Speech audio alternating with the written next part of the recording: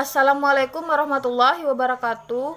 Perkenalkan, kami dari kelompok 8 akan mempresentasikan hasil diskusi kami mengenai mikroorganisme yang merugikan dalam bidang lingkungan dengan mata kuliah Dasar-Dasar Mikrobiologi dan dosen pengampu Ibu Tuti Lestari SSI MSI. Sebelumnya, saya akan memperkenalkan anggota kelompok 8 terlebih dahulu, yaitu saya sendiri, Andara Swasta, dan rekan saya, Citra Wulansari dan Sylvie Wahyuningsih. Pada topik pembahasan mikroorganisme yang merugikan dalam bidang lingkungan, kita akan membahas 4 subtopik pembahasan. Yang pertama yaitu pengertian mikrobiologi lingkungan, yang kedua kerugian dari mikroorganisme pada udara, yang ketiga kerugian dari mikroorganisme pada tanah, dan yang keempat kerugian dari mikroorganisme pada air. Baiklah, di sini saya akan menjelaskan mengenai pengertian dari mikrobiologi lingkungan. Mikrobiologi lingkungan adalah cabang dari ilmu mikrobiologi yang mempelajari interaksi, perilaku, aktivitas, serta peranan mikroorganisme pada berbagai ekosistem, seperti perairan, terestrial, dan udara. Jadi, mikrobiologi lingkungan itu merupakan cabang ilmu mikrobiologi yang memberikan dasar-dasar pemahaman akan konsep-konsep peranan mikroba di lingkungan terkait dengan dinamika yang terjadi di biosfer dan pengaruhnya pada kehidupan manusia. Materi selanjutnya yaitu mengenai kerugian yang disebabkan mikroorganisme yang ada di udara. Udara memang bukan tempat mikroorganisme untuk tumbuh karena udara tidak mengandung komponen nutrien yang dibutuhkan mikroba untuk tumbuh, tetapi udara merupakan media penyebaran bagi mikroba yang dapat berupa terbawa oleh debu, tetesan uap air keringat, maupun terhembus oleh tiupan angin. Kelompok mikroba yang banyak ditemukan di udara bebas adalah bakteri, jamur, dan mikroalga. Faktor mempengaruhi keberadaan mikroorganisme yaitu temperatur, kelembapan udara, dan iklim. Mikroorganisme yang tersebar di dalam ruangan dikenal dengan istilah bioaerosol. Bioaerosol adalah mikroorganisme atau partikel gas, substansi dalam gas, atau mikroorganisme hidup yang hidup atau terdapat dalam udara. Contoh bioaerosol di udara ada bakteri seperti Legionella dan Actionomycetes. Ada jamur seperti Histoplasma, Alternaria, Penicillium, Aspergillus, Tachybotrys, Alpha-toxin. Ada protozoa seperti Naegleria, Acanthamoeba, dan ada virus seperti virus influenza. Contoh mikroorganisme yang merugikan yang ada pada udara yaitu yang pertama ada rubella, termasuk kelompok organisme virus. Kerugiannya yaitu penyakit ini akan menimbulkan ruam kemerahan pada kulit, tapi tak sama dengan campak. Untungnya rubella ini lebih ringan bila ketimbang campak. Penularan utama rubella bisa melalui butiran liur di udara yang dikeluarkan pengidapnya melalui batuk dan bersin. Yang kedua yaitu ada influenza tipe A, termasuk kelompok organisme virus. Penderita flu akan mengalami demam, sakit kepala, pilek, hidung tersumbat, serta batuk. Penyakit yang ditularkan lewat udara terjadi karena kontak langsung seperti bersin dan batuk. Penularan influenza juga bisa melalui non-kontak, misalnya menyentuh benda yang sudah tercemar virus. Yang ketiga yaitu ada Streptococcus pneumonia, termasuk kelompok mikroorganisme bakteri.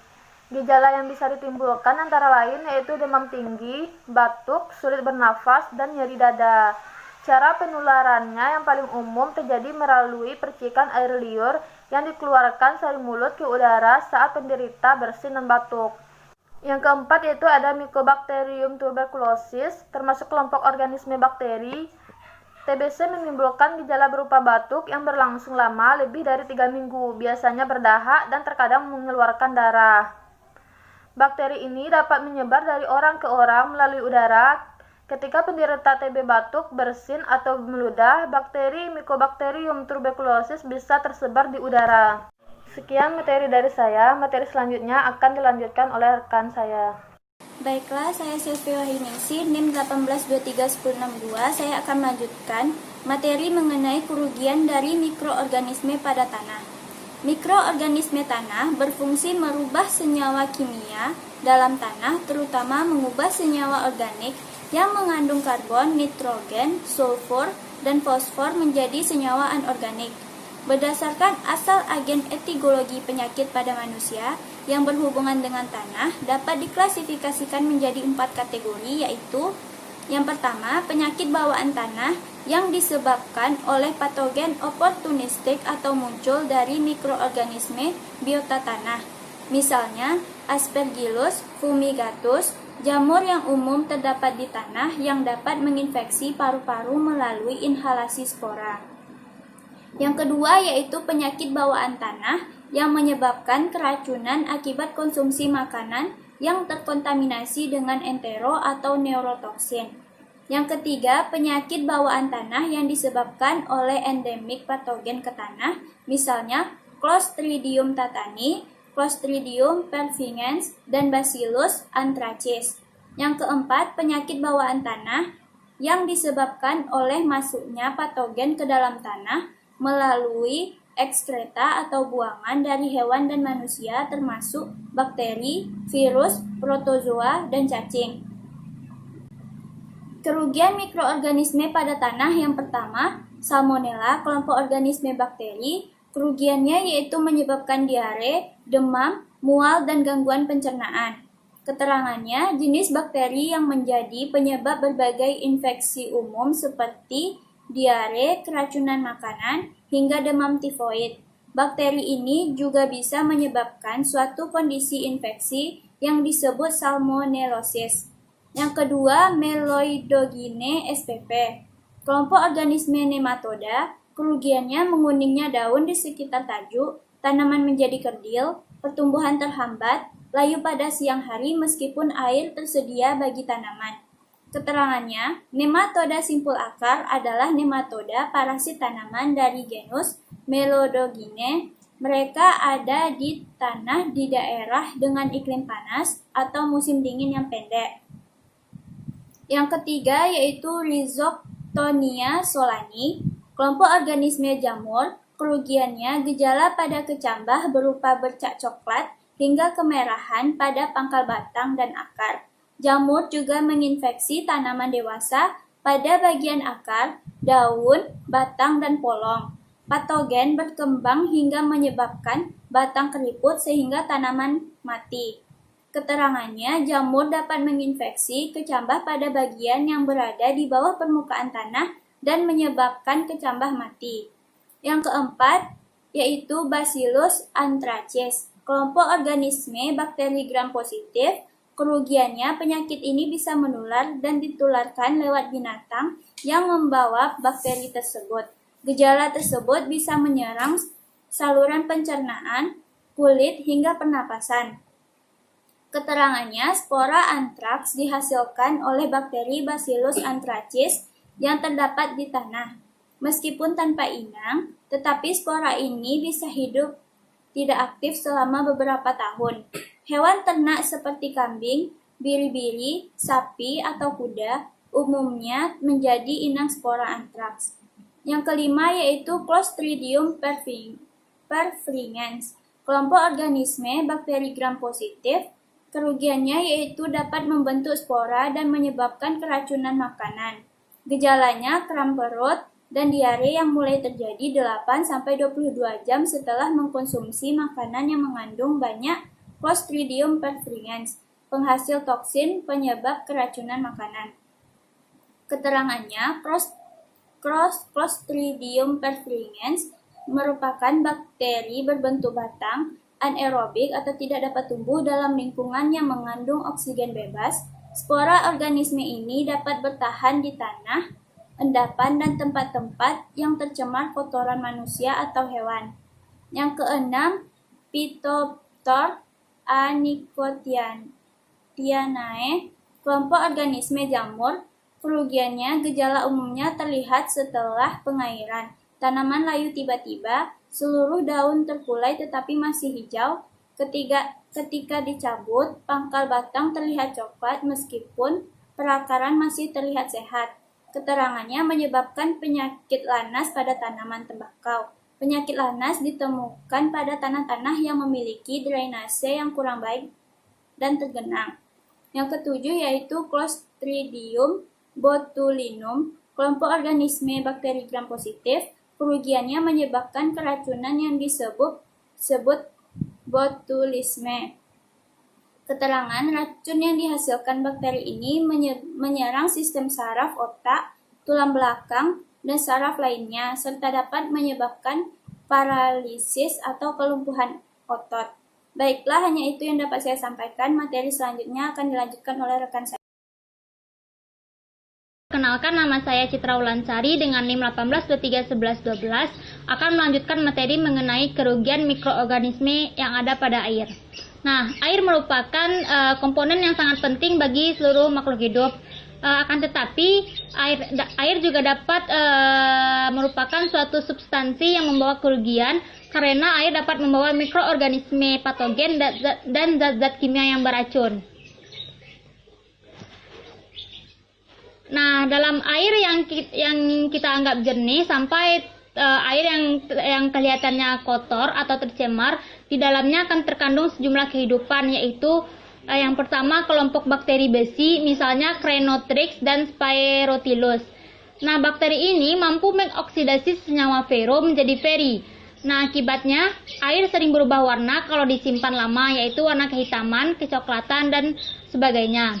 Nah, yang kedua yaitu kelompok bakteri belerang, antara lain Chromatium dan Thiobacillus, yang mampu mereduksi senyawa sulfat menjadi H2S. Akibatnya, kalau air disimpan lama akan tercium bau busuk seperti bau telur busuk. Nah, yang ketiga yaitu kelompok mikroalga, misalnya mikroalga hijau, biru, dan kersik. Mikroalga ini menyebabkan jika air disimpan lama, di dalamnya akan nampak jasad-jasad yang berwarna hijau, biru, ataupun kekuning-kuningan tergantung kepada dominasi jasad-jasad tersebut serta lingkungan yang mempengaruhinya. Nah, pada saat PPT ada tabel dari kerugian mikroorganisme yang ada di air. Yang pertama yaitu ada mikroorganisme Salmonella typhi, termasuk organisme bakteri gram negatif. Kerugiannya yaitu menimbulkan gejala pada saluran cerna. Nah, bakteri ini penyebab penyakit tifus. Jika air yang tercemar Salmonella terminum, bakteri ini dapat menginfeksi tubuh. Gejalanya yang akan terlihat 12 jam hingga 3 hari kemudian berupa demam, nyeri, perut, dan diare. Yang kedua yaitu ada Escherichia coli. Bakteri ini termasuk bakteri gram negatif. Kerugiannya yaitu menyebabkan diare. Gejala yang ditimbulkan dari bakteri ini adalah buang air besar berkali-kali dalam sehari, kotoran encer yang mengandung air, terkadang diikuti rasa mulas atau sakit perut. Nah, bakteri ini terdapat pada kotoran hewan dan manusia. Kotoran ini bisa terbawa ke air seperti danau atau kolam renang. Pada saat inilah E. coli menyebabkan pencemaran air. Air danau atau air kolam renang yang tertelan merupakan jalan masuk bagi bakteri E. coli untuk menginfeksi tubuh. Nah, yang ketiga ada Shigella sp. Mikroorganisme ini termasuk mikroorganisme bakteri gram negatif yang menyebabkan penyakit shigellosis. Gejalanya antara lain diare, demam, serta nyeri atau kram perut. Umumnya pada feses penderita terdapat darah atau lendir. Nah, salah satu jenis yang dapat menginfeksi manusia melalui makanan dan minuman yang terkontaminasi adalah Shigella dysentery. Yang keempat yaitu ada Thiobacillus. Organisme ini termasuk bakteri gram negatif. Kerugiannya yaitu air pompa yang disimpan menjadi berbau seperti bau busuk. Nah, di pemukiman baru yang asalnya persawahan, kalau air disimpan menjadi berbau atau bau busuk, ini disebabkan oleh adanya bakteri ini, yaitu bakteri Thiobacillus ini, yaitu bakteri belerang yang mempunyai kemampuan mereduksi senyawa sulfat menjadi H2S. Selanjutnya ada mikroorganisme Vibrio cholerae. Organisme ini termasuk bakteri gram negatif. Yang menyebabkan kerugiannya yaitu menyebabkan penyakit kolera. Gejala utamanya adalah diare. Diare yang terjadi akibat kolera dapat dikenali dari tinja penderita yang cair dan berwarna pucat, keputihan, seperti susu atau air cucian beras. Nah, bakteri ini paling banyak terdapat pada permukaan air yang terkontaminasi limbah industri dan limbah rumah tangga. Yang itu ada mikroorganisme hepatitis A. Nah, mikroorganisme ini termasuk ke dalam kelompok virus. Gejala yang ditimbul yaitu jika kita terinfeksi virus hepatitis A ini adalah mata dan kulit berwarna kekuningan, demam, kelelahan, tidak nafsu makan, dan rasa tidak nyaman di perut sebelah kanan area hati. Nah, penyakit ini disebarkan melalui makanan dan minuman yang terkontaminasi oleh kotoran penderita hepatitis A. Baiklah, sekian materi dari saya.